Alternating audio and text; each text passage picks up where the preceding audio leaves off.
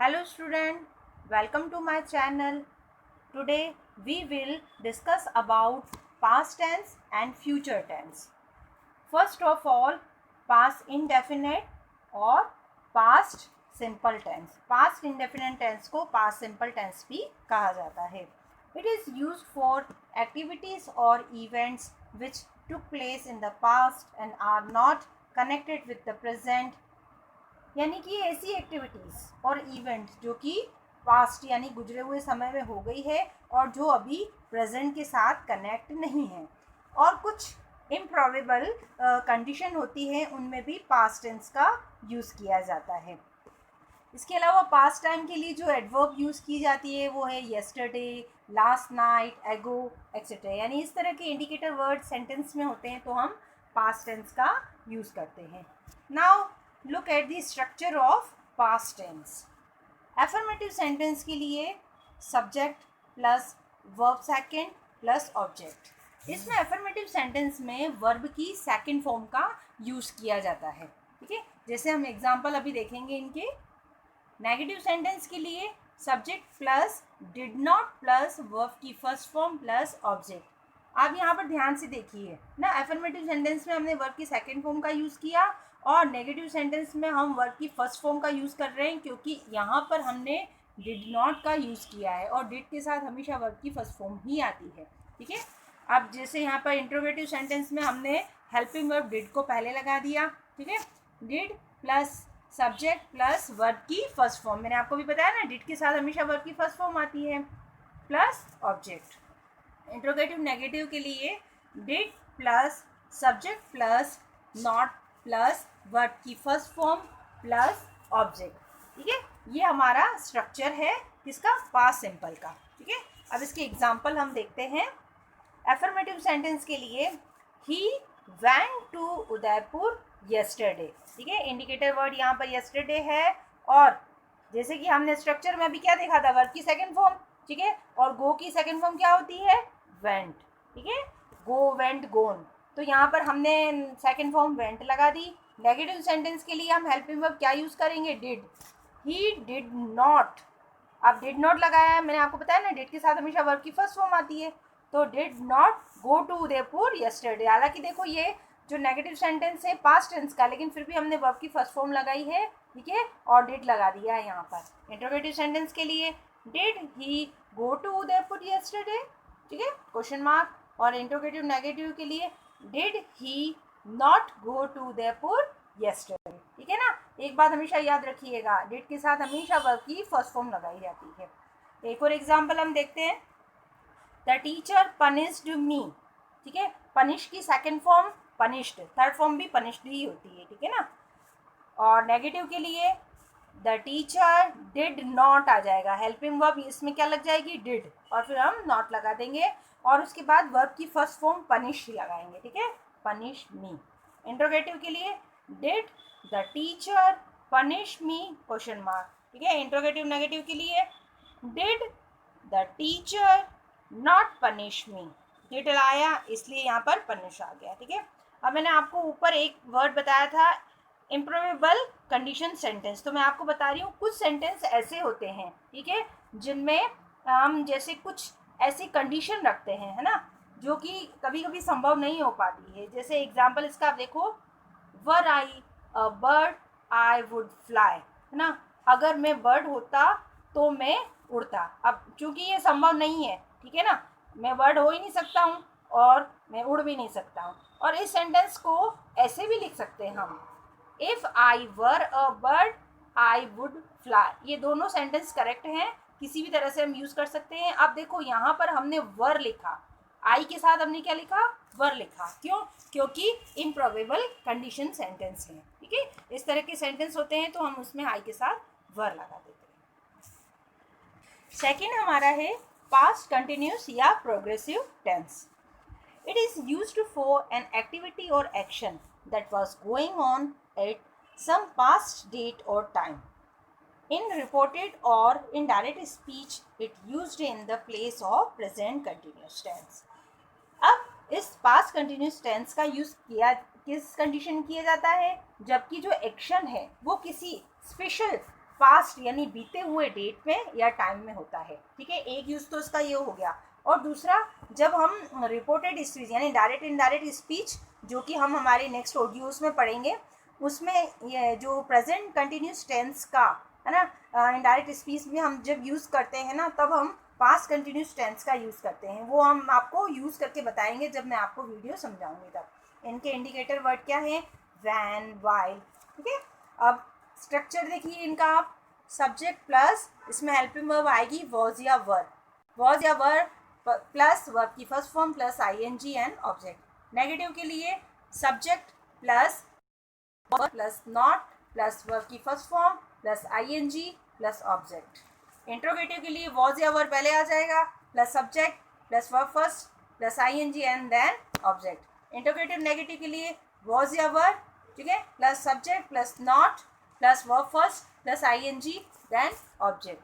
इसका एग्जांपल हम देखते हैं। एफर्मेटिव सेंटेंस में सब्जेक्ट क्या है? You were going to school yesterday, कल तुम स्कूल जा रहे थे, ठीक है। अब यहाँ पर यू क्या है? सब्जेक्ट है, और हेल्पिंग वर्ब क्या है? वर है। Going to verb main verb है जिसके साथ हमने आईएनजी लगाया है, देन ये ऑब्जेक्ट है। नेगेटिव के लिए यू वर नॉट लगा देंगे, going to school yesterday. Interrogative के लिए were you going to school yesterday, helping verb were है जो कि हमने पहले लगा दी। और इंट्रोगेटिव नेगेटिव के लिए were you not going to school yesterday, question mark, ठीक है। अब मैं आपको एक और एग्जांपल बताती हूँ उसका। Mother was preparing our breakfast, है ना, मदर हमारा ब्रेकफास्ट बना रही थी, ठीक है।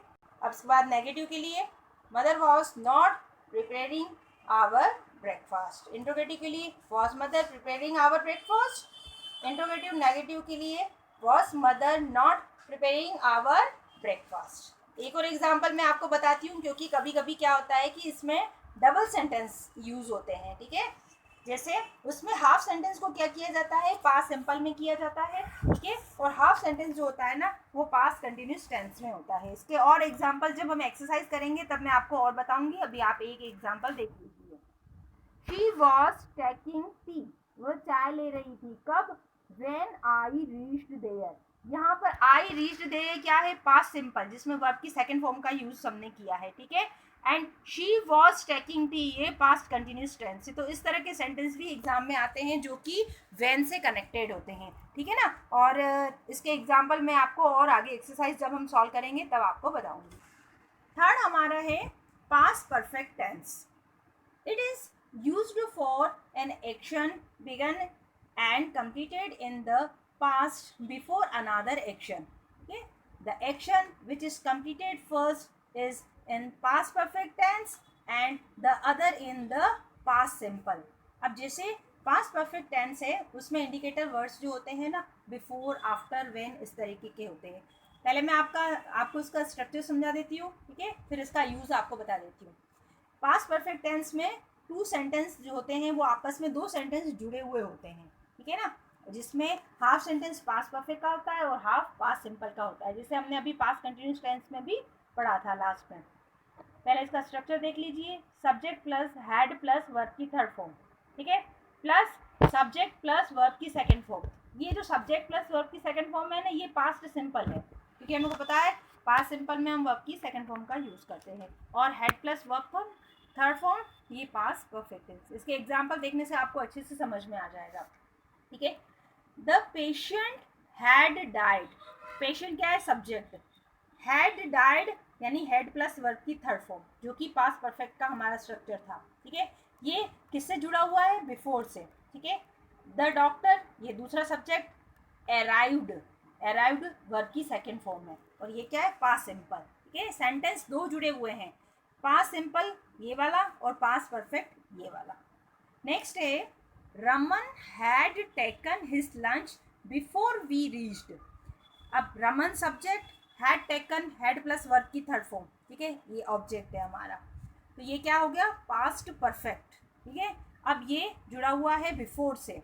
देन इसके बाद वी रीच्ड, यानी वी सब्जेक्ट हो गया, रीच्ड वर्ब की सेकेंड फॉर्म हो गया। ये क्या है? पास्ट सिंपल, यानी पूरा एक बड़ा सेंटेंस आता है जिसमें हाफ सेंटेंस जो होता है वो पास्ट सिंपल का होता है और रेस्ट ऑफ दी जो होता है वो पास्ट परफेक्ट का होता है, जिसमें हेड प्लस वर्ब की थर्ड फॉर्म हमें लगानी होती है।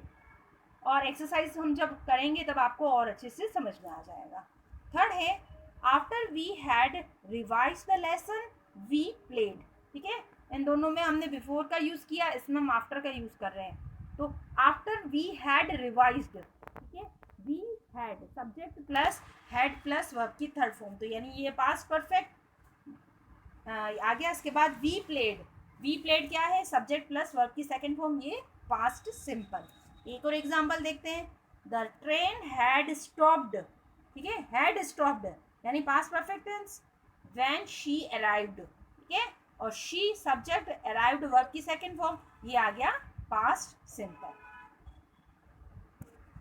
नेक्स्ट है हमारा past perfect continuous tense. It is used for an action which began in some time in the past, यानी इसमें वो एक्शन जो कि पास्ट में बहुत समय पहले शुरू हुआ था, and was in the progress, और वो प्रोग्रेस भी कर रहा है, इट सम टाइम लेटर, बाद तक, पास्ट में बाद तक वो कंटिन्यू लेसन जो वर्क है वो हो रहा है। It is also used for expressing the present perfect continuous tense in the indirect speech. Indirect speech में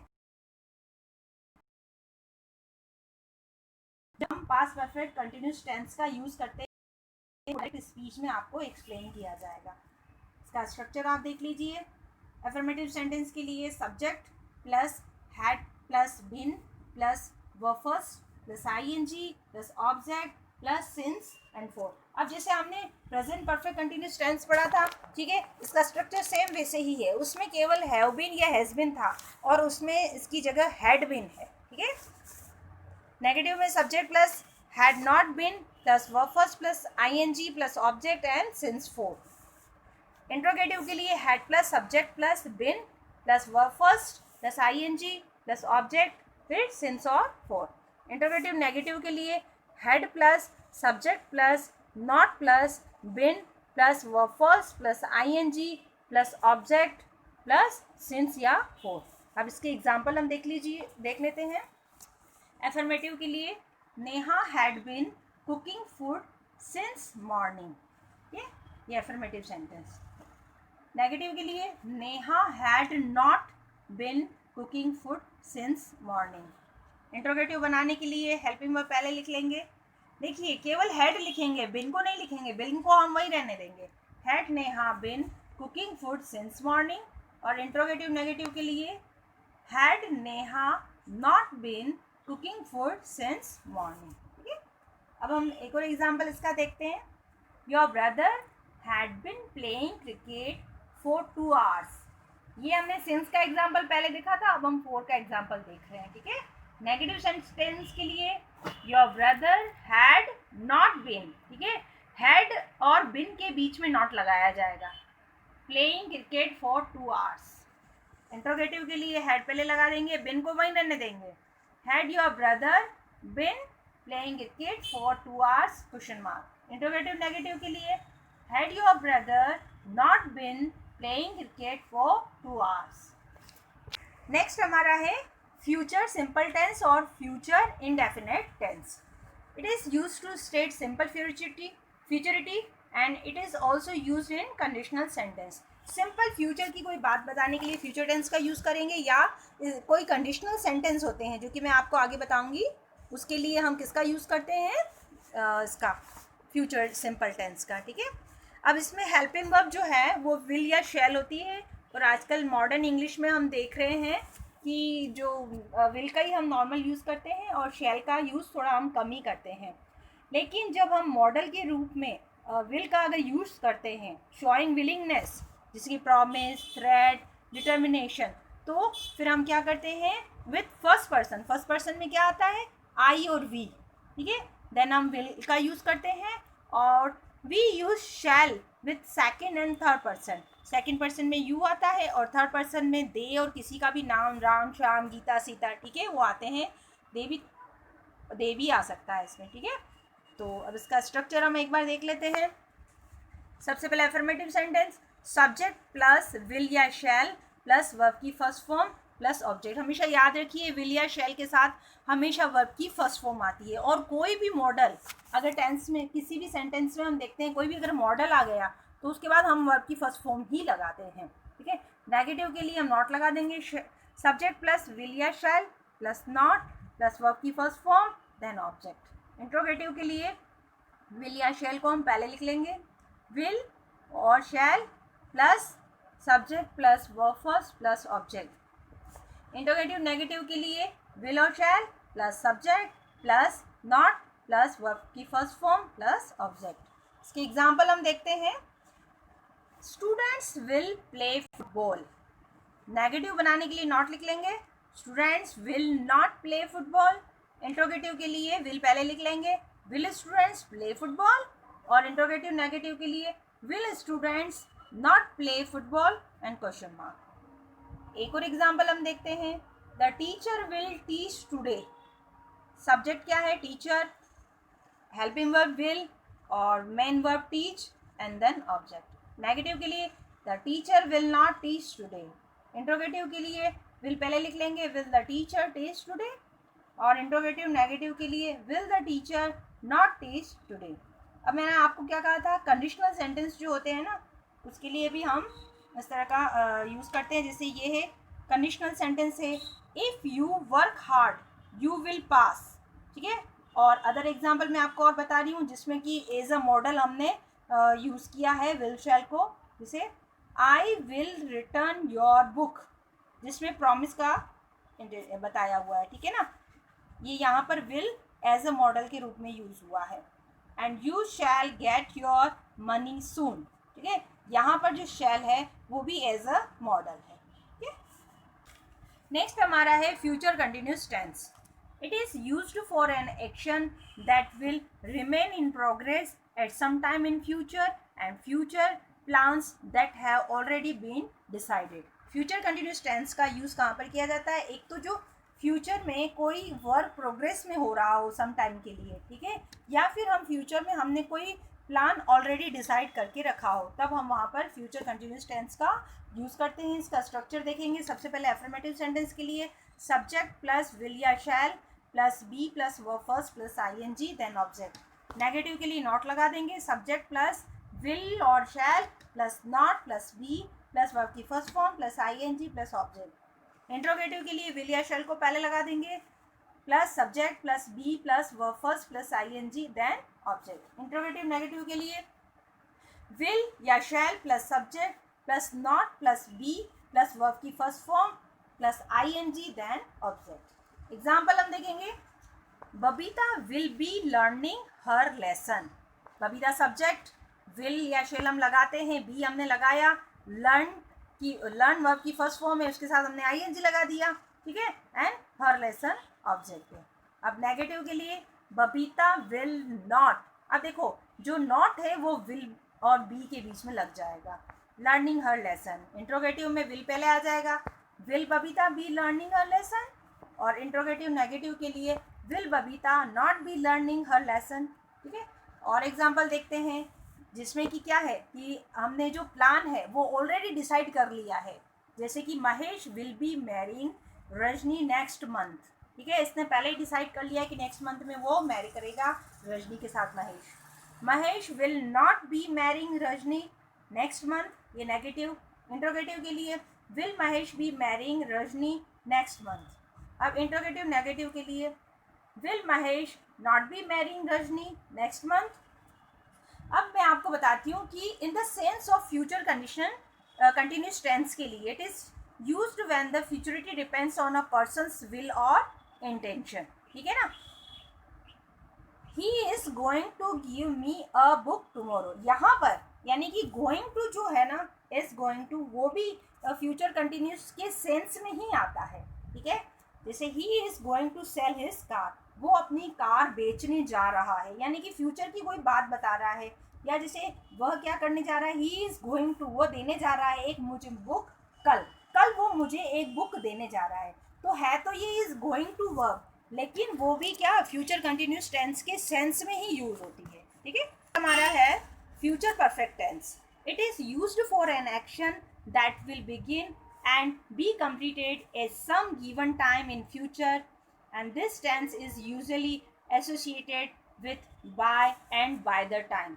ये जो टेंस है फ्यूचर परफेक्ट टेंस जो है वो फ्यूचर में ही स्टार्ट होगा एक्शन, एंड जो कोई पर्टिकुलर टाइम दिया जाएगा फ्यूचर में उसमें यह कंप्लीट हो जाएगा, ठीक है।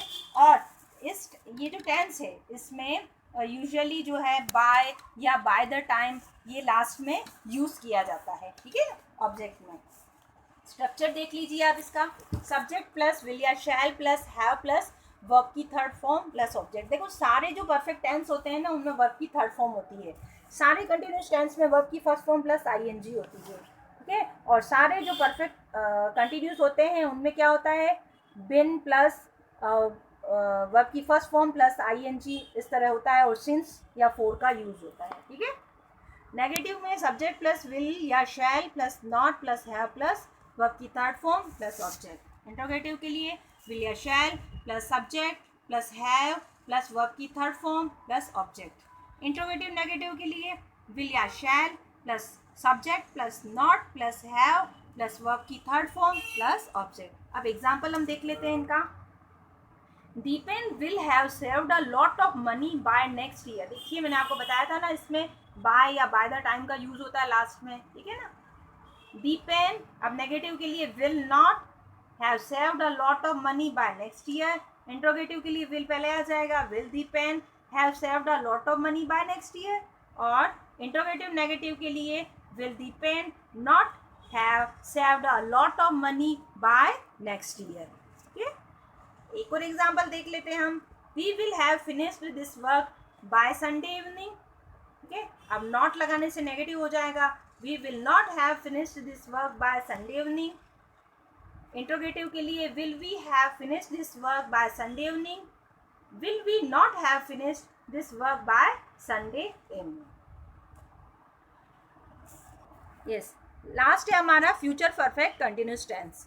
It is used to express the duration of an action up to a point of particular time in future। Future में किसी पर्टिकुलर टाइम के ऊपर पॉइंट करके अगर कोई बात की जाती है, कोई एक्शन लिया जाता है ना, कोई एक्शन काम किया जाता है तो उसके लिए फ्यूचर परफेक्ट कंटिन्यूस टेंस का यूज़ किया जाता है, ठीक है। इसका स्ट्रक्चर देखेंगे। अफर्मेटिव के लिए सब्जेक्ट प्लस विल या shall plus have been plus verb first plus ING फिर सिंस या फोर, ठीक है। नेगेटिव के लिए नॉट लगा देंगे, सब्जेक्ट प्लस विल या shall plus not plus have been plus verb first plus ING plus since या फोर। इंट्रोगेटिव के लिए विल या शैल को पहले लगा देंगे plus subject plus have been plus verb first plus ING plus since या फोर। इंट्रोगेटिव नेगेटिव के लिए विल या shall plus subject plus not plus have been plus verb first plus ING plus since या for. Example हम देख लेते हैं। Aman will have been reading a novel since morning, ठीक है। ये हमारा कौन सा है, एफर्मेटिव। नेगेटिव में Aman will not have been reading a novel since morning, ठीक है। Interrogative according to structure will, ठीक है, Aman have been reading a novel since morning question mark. Will helping verb हम पहले लगा लेते हैं, अमन सब्जेक्ट, नॉट हमने लगाया, ठीक है, हैव बीन भी लगा दिया हमने, और रीड के साथ आईएनजी लगाया, रीडिंग हो गया। और नॉवेल सिंस या फोर हमने कहा था यूज़ करने के लिए सिंस मॉर्निंग, ठीक है। ये हमने सिंस का एग्जांपल देख लिया, अब हम एक फोर का भी एग्जांपल देख लेते हैं। You will have been writing stories for 3 hours, ठीक है, ये हमारा अफर्मेटिव सेंटेंस। अब हेल्पिंग वर्ब हमने पहले लगा दी, ठीक है, तो इंट्रोगेटिव बना दिया। Will you have been writing a story for 3 hours, ठीक है। अब नेगेटिव बनाने के लिए नॉट लगाएंगे हम, सब्जेक्ट क्या है, यू, ठीक है, हेल्पिंग वर्ब विल, नॉट हमने पहले लगा दिया, विल और हैव के बीच में हमने नॉट लगाया, फिर been writing stories for 3 hours। Then interrogative negative के लिए will you not have been writing story for 3 hours। Thank you students. Yes students, now we completed our past tense and future tense. Students, like the video and we will do exercise in our next video, and in exercise I will explain all the tense once again. Okay, so students, like the video, share to your friends and subscribe my channel. Thank you.